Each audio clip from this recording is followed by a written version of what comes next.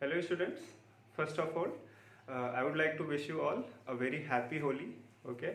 And today I am going to talk about very quickly some preparation pointers, okay? One of my student asked for this suggestion, so I am going to start now, okay? So I think I have also used exact same methods in my preparation when I was preparing, and back then it was AI Triple E, and here this is basically very important for NEET and JEE students, okay? And anyway, these pointers are general point, and then I will tell what specifically how to apply these pointers for NEET students, okay? Now, first of all, this is basically what you all do, okay? But within this all the four headings, what you can do, I'm going to talk about that also, okay? For example, study the concepts, okay? You all do, right? In class, in coaching class, at home also, you study the concepts, okay? Then most of you skip second step को ऐसे skip करते हो आप लोग जैसे कि you don't need to practise problems, okay? Concept पढ़ लिया, अब एग्जाम में you can do all the questions. No, that is very bad practice, ठीक है? ऐसा नहीं करना है. उसके बाद I come to this step in a while. उसके बाद मॉक टेस्ट, राइट? सबने टेस्ट सीरीज ज्वाइन कर रखा होगा कोई ना कोई, दिस एंड दैट, ओके? और डोंट वरी, कोई कुछ टेस्ट सीरीज अच्छी खराब आपका judgement, I am leaving that to you. I can not suggest you on that, okay? Now ठीक है, सब पढ़ते हैं, सब कॉन्सेप्ट पढ़ते हैं, ठीक है? After that you must practice problems, ठीक है? और मैं ये नहीं कह रहा हूँ कि 500 प्रॉब्लम प्रैक्टिस कर लो, नो, ठीक है? एक कॉन्सेप्ट पे try to practise at least 5 to 10 problems, ठीक है? काफ़ी ज़्यादा विंडो गैप है, right? 5 to 10, so whatever you can, okay? Then move on to the next concept, do the same thing, okay? Now once you have done all the concepts in the book, जो भी आपके syllabus में है, syllabus का पूरा concept आपने जब cover किया, by following this 2 steps, only 2 steps, concept पढ़ो, प्रैक्टिस करो, ठीक है? कितनी प्रॉब्लम प्रैक्टिस करनी है? 5 to 10 problems on each concept. By the way, this is specific, you can generalise this to physics, chemistry, math और physics, chemistry, bio, all the 3, ठीक है? बट मैं फिजिक्स के पॉइंट ऑफ व्यू से बता रहा हूँ, नीट स्टूडेंट्स को बहुत डिफिकल्टी होती है फिजिक्स में specifically, okay? And I believe that is one of the reason in more number of attempts, ठीक है? 4 अटेम्प्ट 5 अटेम्प्ट लग जाते हैं due to physics, mainly physics, okay? ठीक है, तो आपको ये करना है, जब आपका सिलेबस खत्म हो गया, then you have to come to third steps, of course. Then after you come to fourth step, ठीक है? बिना सिलेबस खत्म किए और प्रॉब्लम प्रैक्टिस किए you can not go to fourth step. और थर्ड स्टेप तो लोगों को पता ही नहीं होता है, ठीक है? नोट्स मेकिंग, ठीक है? नोट्स मेकिंग वो नहीं होता जो आप क्लास में बना रहे हो, ठीक है? या आपका कोचिंग टीचर पढ़ा रहा है और आप क्लास में नोट कर रहे हो, एग्जांपल्स नोट कर रहे हो, कॉन्सेप्ट्स नोट कर रहे हो, दैट्स नॉट नोट्स मेकिंग, ठीक है? मैं यहाँ पे शॉर्ट नोट में शॉर्ट नोट बनाने की बात कर रहा हूँ, ठीक है? या फिर इसको फिजिक्स के पॉइंट ऑफ व्यू से देखो तो आप फॉर्मूला नोट्स बनाओ, फिजिक्स एंड केमिस्ट्री के पॉइंट ऑफ व्यू से, ठीक है? तो फॉर्मूला नोट्स में बनाना क्या है, लिखना क्या है? आपके पास तो सारा नोट्स अवेलेबल है. देखो, मैं एक एग्जांपल लेके बताता हूँ. नोट्स मेकिंग में 2 पार्ट है. एक जो आप फॉर्मूला पढ़ते हो, लेट्स से बहुत बेसिक, 1/4 पाई एप्सिलॉन नॉट के Q1 Q2 upon R square. Notes making physics के लिए मैं बता रहा हूँ स्पेसिफिकली, यू कैन थोड़ा सा मॉडिफाई करके केमिस्ट्री बायो या केमिस्ट्री मैथ के लिए अप्लाई कर लेना, ठीक है? मान लो आपने ये फॉर्मूला लिखा अपने नोट्स में, और उस नोट्स में केवल फॉर्मूला रहेगा और एक चीज़ और रहेगी, वो मैं थोड़ी देर में बताऊंगा, ठीक है? और ये लिखा, your job is not done, ठीक है? इतना ही नहीं लिखना है, उसमें आपको लिखना है कि Q1 क्या है, Q2 क्या है, R क्या है, K क्या है, एप्सिलॉन नॉट क्या है और F क्या है, ठीक है? ये होगा आपका एक step. This you have to do for every formula. और मेरे हिसाब से हर एक चैप्टर का एक पेज, पेयर ऑफ पेज मान लो, ठीक है? आप पेज उखाड़ो, दोनों साइड का जो पेयर उखड़ता है, ठीक है, निकलता है, आप उससे हर एक चैप्टर के लिए एक बनाना है आपको, ठीक है?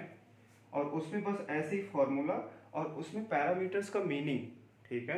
एंड ऑल्सो अगर कोई ट्रिक है कि कंफ्यूजन है, trick rather I would say confusion है कोई कि ये ऐसे इन केसेस में लगता है ये फॉर्मूला अप्लाई होता है, तो आपको उस केस का नाम भी लिख लेना है या वो स्पेसिफिक एक्सेप्शंस, ठीक है। एग्जाम में एक्सेप्शंस बहुत पूछे जाते हैं, ठीक है, वो एक्सेप्शंस लिख लो कोने में, ठीक है। This is one part. Other part that I was talking about कि फॉर्मूला नोट्स में और क्या लिखना है, बाय द वे इसके अलावा और कुछ नहीं लिखना है, ठीक है। तो सेकंड पार्ट जो कह रहा था मैं कि और क्या लिखना है, तो this was the formula first. और सेकंड में आपको लिखना है, जैसे कभी कभी थ्योरेटिकल क्वेश्चंस होते हैं ना और माइंड से आपके स्किप करेगा अगर आप उसको कई बार you have not gone through it, ठीक है, कई बार रिवाइज नहीं किए हो, ठीक है। रिवाइज तो वो क्या है, for example I tell you, जैसे अ प्लैनेट, ठीक है, a planet is revolving around earth का एग्जाम्पल ले लो, रिवॉल्विंग अराउंड सन, ठीक है। सन के अराउंड रिवॉल्व कर रहा है तो उसमें क्या होगा, conservation of angular momentum, right. हमेशा ऑप्शन में रहता है which of them will be conserve if a planet is revolving around another planet, या फिर रोटेशन मोशन कर रहा है, ठीक है। तो उसमें ऑप्शन में आ जाएगा angular momentum, linear momentum, energy conservation. Energy conservation तो ऐसे आप लोग टिक करके आते हो कि नहीं वही सही होगा, एनर्जी हर जगह कंजर्व रहेगी, ठीक है, but that's not true, there it is angular momentum conservation, ठीक है। तो उसको आपको एक लाइन में जितना छोटे से छोटा शॉर्ट में बस आपको समझ में आना चाहिए। Bye the way formula sheet अगर मैं आप अपने फ्रेंड का सोचो ले लो ना, डोंट टेक इट, ठीक है। फॉर्मूला शीट ऐसे बनाना कि आपको बस समझ में आ जाए, ज्यादा नहीं लिखना उसमें।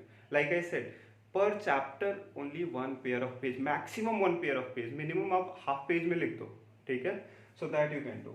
अभी बताऊंगा ये सब यूज कैसे करना है। नेक्स्ट इज मॉक टेस्ट, ठीक है। मॉक टेस्ट में आपको सभी टेस्ट देते हो, ठीक है, खुशी खुशी जाते हो, टेस्ट दे के आते हो, दूसरे दिन सैड हो जाते हो, okay, you don't get good marks, ठीक है। उसके बाद भूल जाते हो, फिर से आप स्टेप 1 से रिवाइज करते हो, स्टार्ट करते हो, कॉन्सेप्ट पढ़ते हो, प्रैक्टिस कुछ लोग अच्छे स्टूडेंट्स करते हैं, प्रॉब्लम की प्रैक्टिस, नोट्स मेकिंग तो नहीं आइडिया होता है, बहुत कम लोग करते हैं। फिर जाके मॉक टेस्ट देते हो और आते हो, फिर से same process you are repeating years after years, NEET वाले, ठीक है। नहीं करना है, पहले मॉक टेस्ट दे के आओ, ठीक है। जो एक कुछ लोगों की टेंडेंसी होती है कि उस दिन रेस्ट लेंगे, दूसरे दिन रिजल्ट तो आ ही जाएगा, ठीक है। नो यार, रेस्ट लेने के चक्कर में ना ये 3 साल 4 साल लग रहा है आपका। मॉक टेस्ट दे के आओ, ठीक है, ठीक है, have a glass of water, खाना खा लो, उसके बाद स्टार्ट मैचिंग, ठीक है। आपको सोल्यूशन मिल जाता होगा तुरंत, आप मैच करो उसे हर एक क्वेश्चन में और टिक कर लो कि कौन सा सही हुआ कौन सा गलत हुआ। उसके बाद रेस्ट करो, ठीक है। दूसरे दिन रिजल्ट तो आपको यहाँ पता ही लग गया आपको उसे दिन। उसके बाद आप प्रायोरिटाइज कर लो, ठीक है। Firstly you will attempt those question which are wrong, कौन सा, जो रॉन्ग, जो गलत हो गए उसको अटेम्प्ट करो, ठीक है। उसके बाद अनअटेम्प्टेड क्वेश्चन,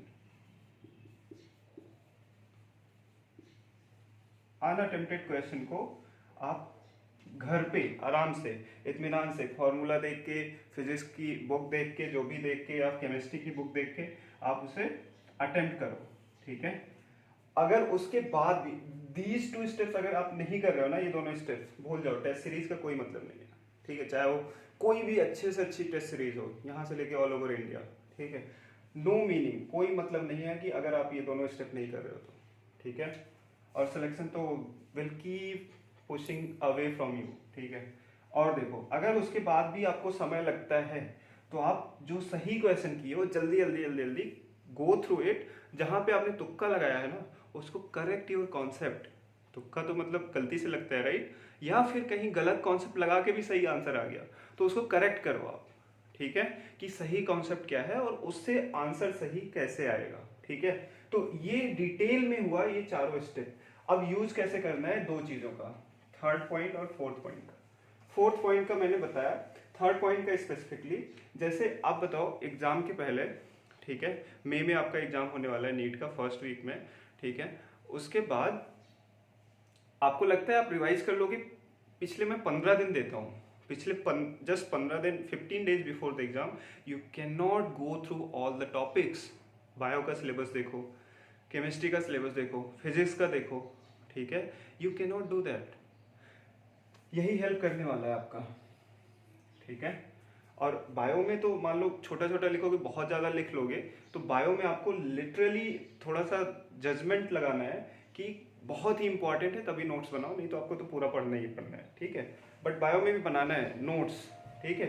इंपॉर्टेंट पॉइंट, बहुत ही इंपॉर्टेंट, जो लगे कि आपको बस ये रटना है एग्जाम के पहले और आ जाएगा, ठीक है। तो आप नोट्स मेकिंग में कैसे यूज करोगे इस नोट्स का? इस नोट्स का यूज ऐसे करना है, जैसे पहले तो टेस्ट में कैसे यूज करोगे? टेस्ट के पहले जस्ट 3-4 घंटे पहले या फिर एक रात पहले you just go through those. अगर सेक्शनल टेस्ट है तब तो और अच्छी बात है, ज़्यादा रिवाइज नहीं करना पड़ेगा। जल्दी से सारे फॉर्मूला देख लो, उसका मीनिंग देख लो, कैसे ऐड करना है, सॉरी उसमें पैरामीटर्स का मतलब क्या है, ठीक है। और ये हो गया। और हाँ, जो ये बता रहा था ना एंगुलर मोमेंटम कंजर्वेशन, एक चीज इसमें और लिख सकते हो, ऐसे फॉर्मूलाज, ठीक है। ये आप सबने पढ़ा होगा, याद किसी को नहीं रहता। कोई 1/c² लगा के आता है, बाय द वे चेक कर लेना, ये सी इट्स कंफ्यूजिंग, मेरे हिसाब से सही है। तो ऐसे ही कोई 1/c² लगा के आता है, कोई c लगा के आता है, ठीक है। इसको कितने फॉर्मेट में पूछा गया है, मेन से जेई मेन से लेके नीट तक, ठीक है। इसका डायमेंशन बताओ, 1/μ0 का डायमेंशन बताओ, सी लगा के चले आते हो, या फिर नहीं आता तो कुछ भी लगा के चले आते हो। तो ये भी आपको लिखना है फॉर्मूला नोट्स में, ऐसे ऐसे जो स्पेसिफिक फॉर्मूला है, ठीक है। ये हो गया। तो नोट्स आप ये रिवाइज करोगे बिफोर द मॉक टेस्ट जल्दी से, ठीक है। और बिफोर द एग्जाम आपको यही कॉन्फिडेंस देगा। जब आप पैनिक सिचुएशन में होते हो ना, अरे मेरा रिवाइज नहीं, कोई नहीं रिवाइज कर पाता। Even I was a student, I never revised whole thing before 15 days. और केवल इंपॉर्टेंट टॉपिक्स ही आप मेन कॉन्सेप्ट जो नोट्स बनाते हो कोचिंग में या फिर बुक से, केवल इंपॉर्टेंट टॉपिक ही रिवाइज कर पाते हो, ठीक है।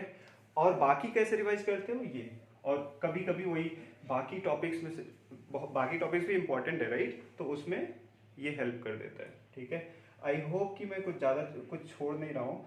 अगर कुछ छोड़ रहा हूँ प्लीज़, और ये सारे मेथड अगर आपको नहीं पसंद है तो it's okay, devise your own method, कोई प्रॉब्लम नहीं है। अपना खुद का प्लान डेवलप करो और डू फॉलो इट। बट ये वाला, ये अगर ये वाला और ये वाला नहीं फॉलो कर रहे हो, मेरे हिसाब से माय पर्सनल ओपिनियन इज कि you are doing something wrong with your preparation journey, ठीक है। तो this is it, thank you so much, and do share the video, and once again happy Holi.